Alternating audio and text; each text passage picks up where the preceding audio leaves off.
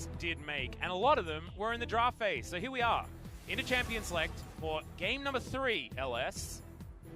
And what do these teams do to fix the blunders that have been the drafts in game 1 and 2, honestly? I'll tell you what to do. Put Brook on a neutralizer champion that can aimlessly wave clear without having to actually fight against the opposition, which Lissandra Blind is not able to do that against certain champions. So, anyways, Afreeca, with the LeBlanc and the Zoe being banned away. LeBlanc. Yeah, LeBlanc. And the old Jason Rise being taken away on the side of DAMWON. I like denying the Rise from Keen. And as you can see, we're going to have no subs. So no one coming back in on the side of DAMWON Gaming. And we're not going to be switching things out on the side of, Dread for Spirit or anything like that. Vladimir going to be banned here by DAMWON, not wanting to let Keen get his hands on that super hard carry in the late game. And Lucian is going to be let through because Sol, honestly, was relatively forgettable on that pick. And Nuclear had a great time on the Ashe as Silas being considered and locked away. Take it over, Atlas. I'm trying to get banned on Twitch. I'm looking towards a potential solo cast for this next game if drafts like this continue. Not looking forward to the Jin Air series coming up after this because it might just be my voice getting totaled. I will say that the Silas Rod of Ages Spirit Visage Iceborne Gauntlet build is much better than the absolute waste that is the Proto-Bell AP type Silas. Yeah, I know, yeah. So as long as they have that. Now, one thing that I guess I would say that maybe is a positive thing about Silas is that when you do pick him on early, it can dissuade opponents from picking key ultimates and maybe trying to just... I'm holding it together right now as Aatrox is locked in. I'm okay with this one, though, because Canyon could have picked it for himself, right? And Aatrox in the jungle, I actually have a lot of good things to say about. I enjoy it. I like it. However, you put him in a lane, I hate it. I think it's awful. Makes me very sad. Well, I think at this point when they show the short-range Lucian and the Aatrox, I think it's pretty safe, actually, to just lock in the Lissandra right now, as with Syndra and Zoe already banned away, as well as Ryze and Jace, there's really only Orianna there to match it. But maybe Afreeca wants to go with the Callista Galio to also sort of neutralize. Callista Thresh, I would prefer. However, Rek'Sai was left up. And of course was left up throughout, I believe, the entirety, unless it was last banned in the second game. May have been the last ban to come through, but that was after the first round of picks. So Rek'Sai will make her way back onto the board here. Clid did show a victory for the Rek'Sai, but when it was in the hands of Humble Life Esports, it got obliterated by Def's Jinx. It was honestly food, so not so great. DAMWON now lock in the Braum, and the Braum is going to be very good against dive all-in attempts that could come out of Afreeca. And it's confusing when DAMWON shows the short-range, forceful engage, physical damage that's coming out of them so early on into the draft. Afreeca doesn't try to just counter and answer that, as DAMWON's comp was already face up, but now, moving into the second phase here, Kindred being banned away. And even though there's already massive amounts of physical on DAMWON Gaming's side with a lot of on-hits, which means that Ninja Tabby would have been a really free item choice, and Thresh and now Lissandra banned away. Nocturne as I just don't know why you're banning junglers at this point in time. I don't like it so much, as they're assuming that Flame is definitely taking that Aatrox towards the top side of the map. I certainly do not want that to happen, but we'll see what does happen here as DAMWON have the opportunity of picking away the Galio. Afreeca Freecs heading towards having a Galio guaranteed, because, it's not likely going to fit into a solo lane at this point, as Yasuo is insta-locked. So the Yasuo now picked up by DAMWON. That is quite good against the Silas. I can feel your brain slowly imploding. It's we're witnessing another draft where things are going in weird and wonderful directions, and that's only going to continue here if the Renekton is going to be locked in. That will be guaranteeing a Silas mid lane, unless we're going to have real crazy stuff. Hold on, I have faith for a second. That is a lot of physical damage on DAMWON. There is a jungler that exists that deals massive amounts of magic damage. Now, I know what you're thinking, what DAMWON's probably thinking. Elise, right? No. Hold on. Something better. And also, if I swear, if Sejuani gets locked in for DAMWON, I'm going to pop a blood vessel. You will, actually. Karthus does exist. They can locate it. Flame, please tell me that you're saying it. Please tell me you're picking not a Zach, fun matchup into the Renekton. Oh, Kennen. I mean, Kennen is something that can abuse a Renekton matchup in times gone by. Flame, of course, is an example of a player that's played a lot of Kennen into Renekton because he was playing around Season 3, where Kennen Renekton was basically all we saw on the top side of the map, so that is going to be in the hands of Flame, the old Kenny. And stay with me. Stay with me, LS. Come on, mate. Come on. I tried to do my glass half full analysis on the DAMWON composition, and you can understand why it happened, as Keen and Brook are going to do some more funny business, as Keen is probably going to be piloting the Sylas in the mid lane, despite his position here in the draft. So the interesting thing here is that Sylas actually has relatively valuable ultimates. He has knockups that are granted to him if he steals the Yasuo ult via his teammates. The Actually, Kennen ultimate, one from basically everyone. Yeah, exactly. So the Sylas, in a weird way, DAMWON actually gave Sylas a lot of powerful ultimates. We're going to take a look at the team compositions once again, but I'm going to talk about the absolute problem that DAMWON is going to have in this game, if I'm being gentle. As Afreeca, the Callista Galio, they did end up securing it anyway.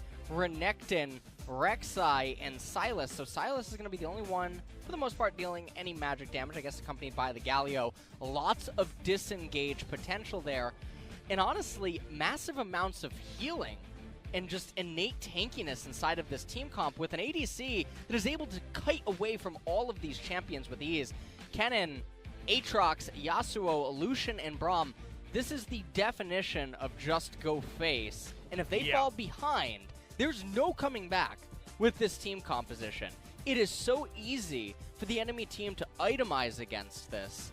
This has given me, I just watched LEC yesterday, and this is looking like the AD version of the SK AP composition they drafted. Karthus with all AP. Yeah, that's called free magic resist. We'll see what happens here as we get into game number 3.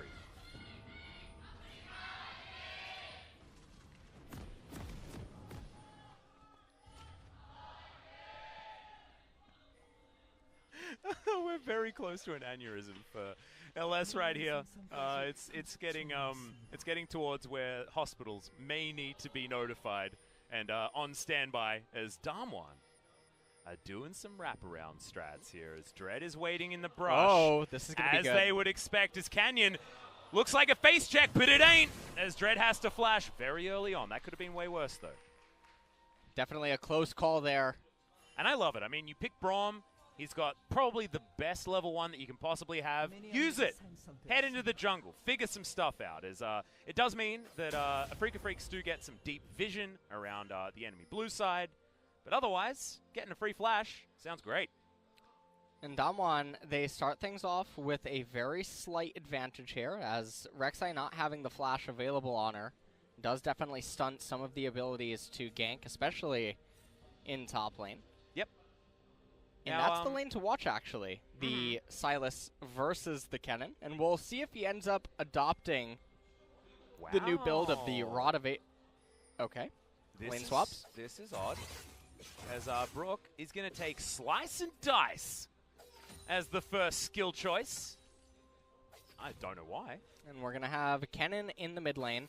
And so there's an interesting component about this. Sylas versus Yasuo in mid is more favorable for Sylas, but in top lane, due to the length and extended nature of the lane, Yasuo is able to have a lot more freedom and wiggle room and solo kill potential on Keen on the Sylas. And so, even though the Kennen won't have the easiest time wiggling around and trying to abuse the Renekton, there's a trade-off for it. Yeah. Do you understand? Level 2s have been hit from both of these players here, as Showmaker going pretty aggressive. Has, if you'll notice, taken the Fleet Footwork instead of the Conqueror, which I would have assumed Conqueror would have worked out in, like you say, a longer lane So certainly this is an example of DAMWON Gaming adapting to the changes that Afreeca have made in their lane assignments. But Flame is going to have a lot of control here because we know Renekton versus Kennen is an example of a Renekton having a crappy time. And especially in the earlier levels, right? Keen right here. Losing a little bit of HP. Also has the Doran's ring, so that is an item that you pick up if you want to trade early on. Oh, he missed the cannon. Yes, so that is, that's definitely a bad news bears.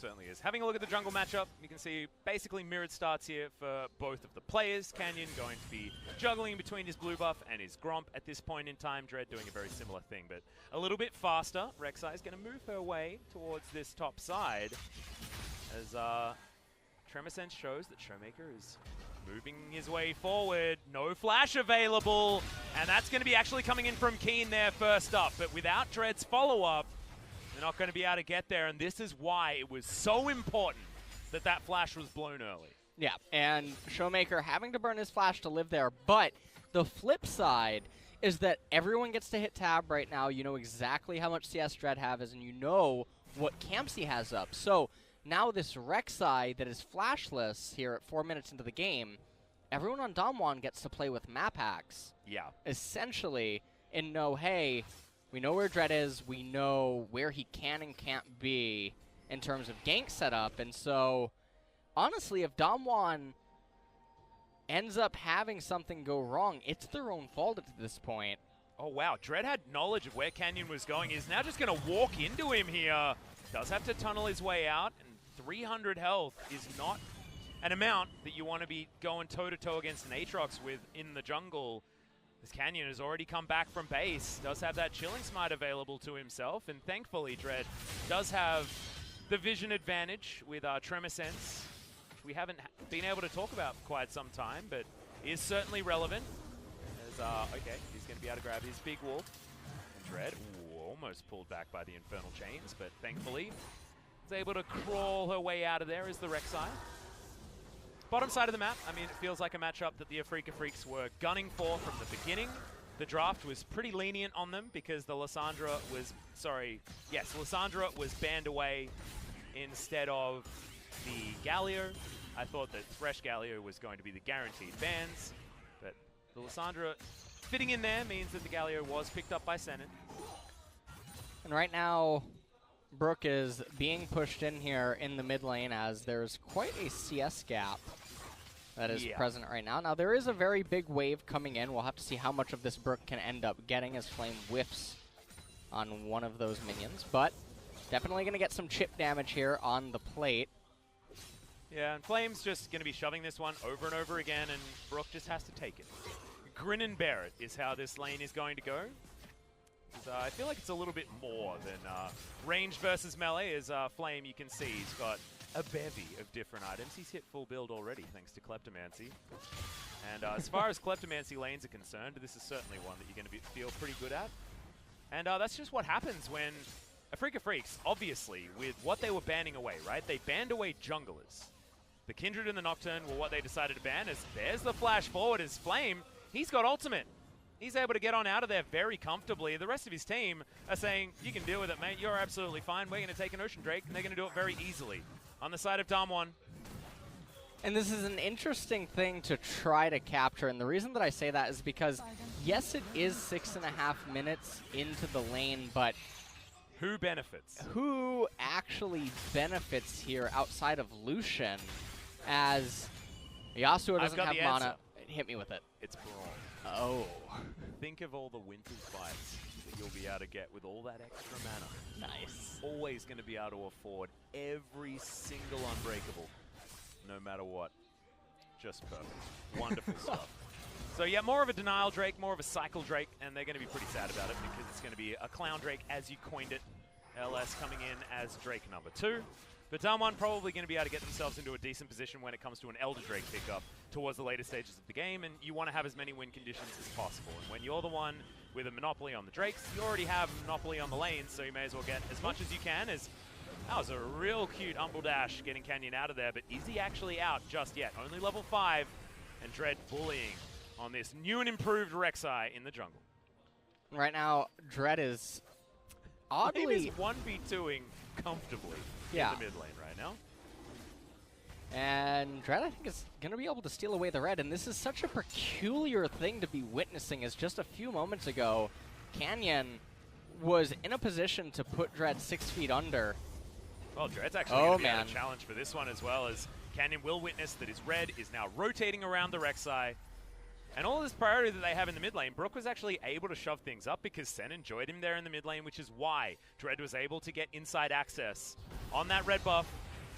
You would expect that, you know, a lot of that blame would be heading towards Flame, but it was good use of the Galio. Bit of a sacrifice onto Soul, but he had a wave crashing in towards him. So just smart play coming out of the Afreeca Freecs. The Showmaker getting ganked here by Dread, does use the flash, gives the knock up, and the ultimate is going to come in there. Showmaker gets a lot of work done though as Canyon finds the last hit on the Q, and now with the red buff rotating around him, Keen has to run the hell away. The Abduct is going to get him to safety, as now Brook is going to find Flame in the river, but that 1-for-1 went way better for DAMWON than we could have otherwise expected. Yeah, Dread, it says that his ultimate is on cooldown, but I'm not sure when he activated it, or did he activate it during the Yasuo animation from Sylas? We're going to take a quick look at it. And here we see that the whole thing just starts. Dread knocks him up, and right here, the ult was stolen. As Dread, I guess, popped his ult, but then just died to Canyon. I thought he's not targetable. Yeah, I'm confused, man. I'm not entirely sure what just ended up happening, as this is the Rek'Sai change patch. Yeah, where you basically can't get out of the way of the ultimate. Dread was an alpha. Guaranteed to land. So I'm not quite sure what just happened there. Blue now picked up by Dread as he proceeds into the middle lane. And Flame is actually doing quite a bit of work here. It looks like he's going to be able to get his second turret plate. He has the Sorcerer Penetration boots as well here, and the Kleptomancy paying dividends here. Absolutely. He's in a great position here on this cannon. Will be accelerated beyond all reason because he's been able to freely abuse Brook. So does have a CS advantage, but just think about the fact that whenever he presses Lightning Rush, he gets 2 auto attacks on the Renekton almost every single time. And look at this. I mean, Sennen has to spend the majority of time in the mid lane. It is good for Sol. I mean, Sol is able to, you know, he's at the moment taking a Krug camp, but he does have relative CS parity at this point, which could be way worse. And Dread somehow is able to get huge priority top side of the map. But it is turret plates going down, bottom side, and Canyon's going to turn up. That's a flash forward from Nuclear. He has the culling, and Sol does not have his life. That's the double tap, and that is a very dead Kalista. And this was a really nice rotation down there in bottom lane, taking advantage of the fact that Sennen was spending a little bit too much time on the left-hand side of the map. And interestingly, we saw that Showmaker backed all the way up preemptively, I think anticipating that Sennen was going to come top lane with Dread, and that's what DAMWON Gaming was trying to do with Canyon down in bottom. So while Showmaker read it correctly, Sol did not. Well, Shelly doesn't actually have her eye out at the moment, so we'll get a second charge. It's actually bad luck for Showmaker, as she closed that eye as she was moving up towards the inner turret, so it's going to be some free damage coming in there. Not going to regen on the inner turret, of course, guys. So Brook down to below half health here, just taking abuse from Flame over and over again. And we'll see whether this Renekton's going to be relevant as Flame's getting collapsed on. But Canyon is here in position. Flame moves towards his strong side of the map, and he will be absolutely fine. He's just absorbing pressure. So far in the mid lane, does mean that the Afreeca Freecs were able to claim a lot of control top side. But what does Yasuo love doing? Overextending. And so Showmaker's still going to be able to find some farm up here. He goes home and will be able to augment all of this extra push power with a static Shiv very, very soon. We're going to take another quick look at the replay here. You can see Sol trying to just come in here to maybe defend the turret and the plates. Ends up flashing and using his heal. But it was all in vain, as nothing was going to come from that that was going to be positive. And as we return to live, 1,000 gold lead here for DAMWON Gaming. Clown Drake is available on the map, but not the highest priority, although I do suppose it can help out with Aatrox and Kennen, and Yasuo engages, just trying to close the distance between themselves and the enemy team. Yep, certainly movement speed is never a bad stat, and that means that Canyon is going to start this one up. Dread is over here, though, and with Tremor Sense, notice that Canyon has started this one. Hoyt moves on over, and the Braum, aware of the fact that Afreeca Freecs have a few members around this area. Flame moves on in, Showmaker walks over a ward. DAMWON, a lot of control, and that Prey Seeker is not going to steal away any Cloud Drakes. Double Dragons here available for DAMWON Gaming. And Dread might actually be in a little bit of trouble here. Ardent Blaze doesn't find him, is now going to fight.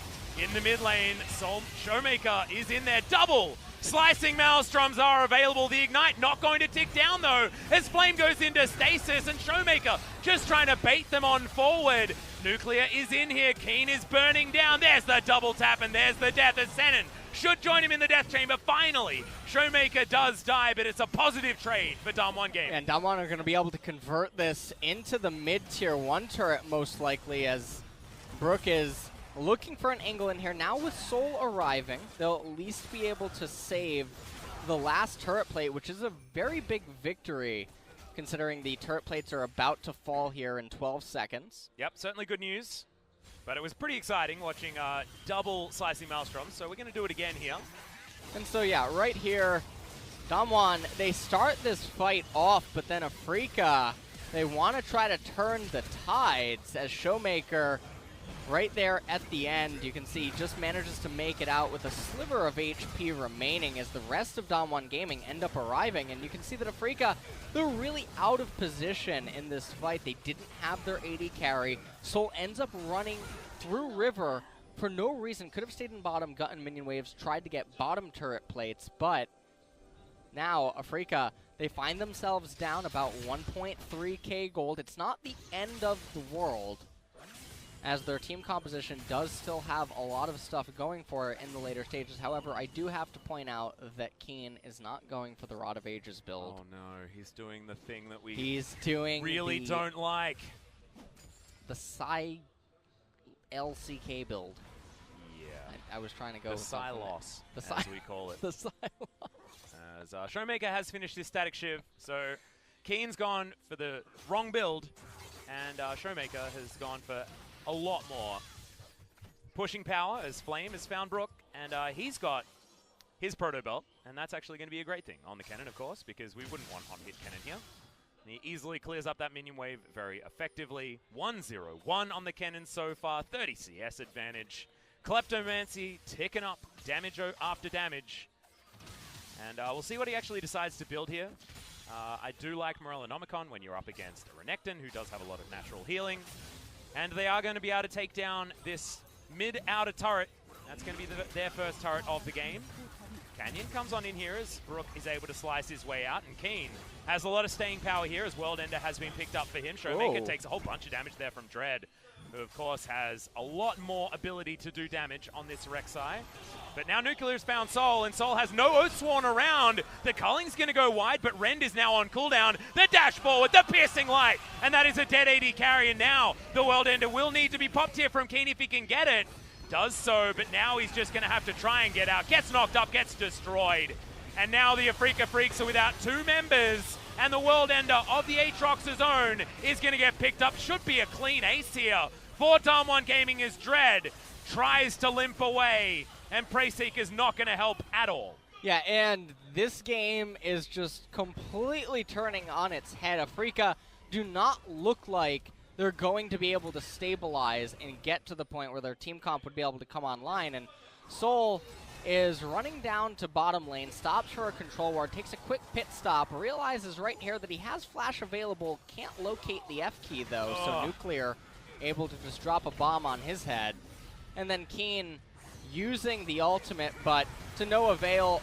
Brook decides that he wants to get in on the action. He figured everyone else is dying, so he wanted to do it too. Slicing Maelstrom came in, Dread ults, but tells Senin that, you know what, you're on your own. Yeah. As not a lot is going well for Afreeca this game. And as Valdez likes to give you guys his play-by-play analysis of the player cams, that was, the translation is nice, nice. There we go. That was really nice, Alice. Thanks, man. I can tell I've been working on my Korean. I really have. As Dread, Infernal Chains is going to land, and Hoyt's going to join him there. No ultimate available just yet from the Braum, but Dread just gets destroyed. One more auto attack means that he's out of the fight now as Senan is going to be able to escape, and the Renekton does take down the Yasuo. Keen diving on forward, does pick up the Slicing Maelstrom, but look at all of this exit damage. Nuclear is going to throw a lot of bullets into the back of Brook with the culling, but it doesn't mean he's able to connect to Senan or Keen, which were his priority targets. And red buff does go over to Dread. So nicely done there from the Afreeca Freecs to stagger out of the fight. But the Infernal Drake will still go to DAMWON Gaming, and they still have all of the control. And that's going to be another Infernal Drake that's going to be spawning after that. So DAMWON rolling really well right now as Afreeca are still very much so on the back foot. You can even see both Black Cleavers not completed yet for their team composition. We'll take another quick look at this team fight right here. Keen locking up Showmaker on the right-hand side, but it didn't look like Afreeca knew or decided how they wanted to take this fight. And Senan gets a really good taunt. They end up bringing Showmaker down right away, but Keen waiting until next year to use the flash with the Kennen ultimate, not able to get a stun onto any of the 4 clumped up members of DAMWON Gaming, and so they managed to back up. Yeah. And then turn the fight on Afreeca. And also DAMWON hadn't used any of their flashes just yet, and I believe Showmaker also died with his flash up. So, yeah, just didn't have really anywhere to go, and now has a dead stopwatch as well as he's building towards his Stokes Gauge as his lifeline passive of choice, of course. That's why our Yasuos have moved away from the old Phantom Dancer, which was, of course, a favorite for many, many years. But now with lifeline passive being shared, can't build a Sterix, build that one, so he's going to be able to build that one up relatively effectively. And alongside his new and improved Static Shiv. Nicely done. So both of our top laners doing similar things here in Keen and Showmaker, as they're both without a kill just yet. They're just trying to utilize their CC, things like that, in order to control some of these team fights, which is what I feel like Sylas has fit into. I mean, we both had a conversation about this earlier on in the day, and Sylas feels like one of those champions that just causes a ruckus in a team fight, but he isn't relied on for his damage or for his tankiness, things like that. Wants to dash around, do some incidental damage, do some squishies, things like that, and try and cause some problems. And that's exactly what Keen's been able to do, especially with Slicing Maelstrom being picked up here from Flame. He's on the bottom side of the map, both of them actually facing off at the moment. And DAMWON are pressuring away from this blue buff. Canyon going to invest his smite in order to guarantee that that goes over to DAMWON Gaming. They're just clearing out some vision right now as they are trying to at least maybe threaten the top tier 1 here. And going back to what we were just talking about Sylas, when you do this Protobelt Zanya build that he ends up doing, he has to really get in and try to deal damage. But the problem is that the Roa Iceborne Spirit Visage build gives him more HP, gives him more tankiness, more healing, more CDR. And you just have to wonder, well, yes, this build comes online sooner. You're not picking Sylas to come online soon. You're picking Sylas for his mid into late game transition, his mid and late game spiking, and his ability to just be a monstrosity at those stages. And so it's perplexing why you would go this itemization route, especially knowing that the enemy team comp is an early game team comp. Yeah. It's designed to try to get ahead early. So if you can just be durable, sustain through laning phase, sustain through mid transition, first Drake of the game was bad, second one was worse, you could have just made it into a point where your champion would be more effective. But right now, Afreeca, they find themselves on the back foot. They're down an Infernal Drake. They might be down a next one as well. It's a minute and a half, and that next Drake is going to be on the board, and no forward vision is available for the Afreeca Freecs. The jungle is dark and treacherous at this point in time on the bottom side of the map, and Brook might even get a dove here, but not going to find the tornado there from the Steel Tempest. So the Showmaker's going to back away, and thankfully Brook is able to actually find some CS. He's still 40 down against Flame. And things are just not looking great for this Renekton pick at all. It's counter-picked real hard, and that's why picking Renekton on the blue side just feels like a real bad thing. Showmaker finally going to be able to raise this top tier 1 turret here as there is 50 seconds, or about 45 seconds now actually, until the next Infernal Drake ends up spawning. Yep, and DAMWON are going to have inside track and then some on that particular pickup, as Flame is already in position to try and take that one down. They are going to be able to grab the Rift Scuttler there as well, so insult to injury. And even more irremovable vision available for DAMWON Gaming. So that second Infernal is looking like it has their name written all over it. Brook clears up the mini wave, but doesn't have a turret left remaining. Showmaker has done his job, shoving relentlessly, and he's even looking for this Krug camp. We'll see what he's going to be able to complete when he goes back to base, because I have a feeling that he's got a fair few things to augment his build with. And let's talk about one of the other advantages that DAMWON has going for them right now is the level discrepancy across the board. You have one level between Flame and Brook. Dread is down a level to Canyon. Senin is down a level to Hoyt, and the level XP is only going to get worse. There's going to be instances where there's temporarily 2-level gaps, and it's just not what you want to have happening. I didn't quite catch what AP and AD Cannon just got from that dragon. I'm really sad because they had him highlighted. Well, it's going to be a decent number now with a couple of Infernals stacked on top of one another. We're about to tick up to 25 minutes into the game, and this is the point where we're going to be transitioning our vision towards the top side of the map if we are DAMWON Gaming, wanting to finish off this game as quickly as they possibly can. Freecs still wanting to play around this Callista, the Galio, the team fight control, and Keen causing a ruckus like we were talking about. But Dread, it just feels like he's one of the Rek'Sais that hasn't been able to really find very much to do. I mean, Clid did make the champion look like the power pick that we know it can be. As Nuclear going 1v2 and looking like he's coping very nicely against Sol and Senin. Meanwhile, on the top side, I was a little bit distracted as Showmaker just kills the Rek'Sai. Going back to our original point, not looking like the Rek'Sai that we saw in the hands of SKT. And Dead did just end up getting picked off there in the blue side jungle, which means that they're missing an arm. Oh, sorry about that. Yeah, it's all right. All right. I guess an understandable mistake to make here is DAMWON, man advantage, no jungler available for the Afreeca Freecs, and that means that Keen has to dive on forward. Hasn't had to use the Zhonya's just yet. Not even going to be able to use it at all as DAMWON grabbed that kill for free. Okay, the Renekton does pick up a kill on the back end, but Senin decides to exit the fight entirely. Oh, okay, Baron is going to get taken down. It is the Smite that picks that one up, and the Ace eventually does come in. It was close to something that was looking good, but in the end, it looks real bad for the Afreeca Freecs. It really almost looked like there at the end that there could potentially have been a Baron steal. We'll take another quick look at this. Keen goes in with the slicing maelstrom from the Sylas, accompanied by the hero's entrance, and then you can see they're trying to lock up Flame. They end up getting him, but there's just so much damage on the side of DAMWON Gaming, and then right here at the end, Soul and Senin trying to come back in here. The Smite was early. The Baron was at 81 HP when Aatrox landed the last auto attack. Where were you sitting when he landed that auto attack? I was sitting right here, and I haven't. You witnessed it. I did. It almost looked like Afreeca was actually going to steal it. And even if they did, they only would have had one member likely survive with it, so it wouldn't have been the biggest of wins. No. Because DAMWON would still have had 4 people still alive. And right now, DAMWON Gaming, a 9,000, almost a 10,000 gold lead. It will be 10K in just a second here with 2 Infernal Drakes and a Baron. This is almost feeling like a 2017 Afreeca Freecs loss. Remember when they were just real good at game 1 and then real bad at winning the rest of the series?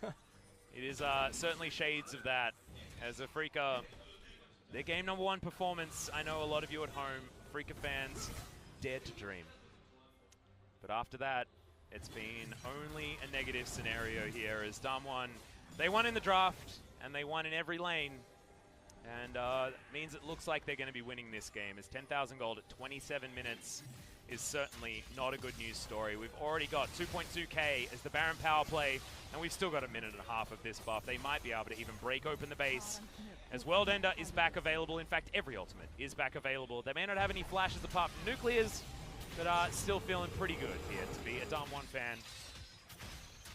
I think this is a great example of tidying up your gameplay as well. DAMWON, after game #1, it looks like night and day, as that was almost a very punished back timing there from Flame, but he is actually not to make look foolish.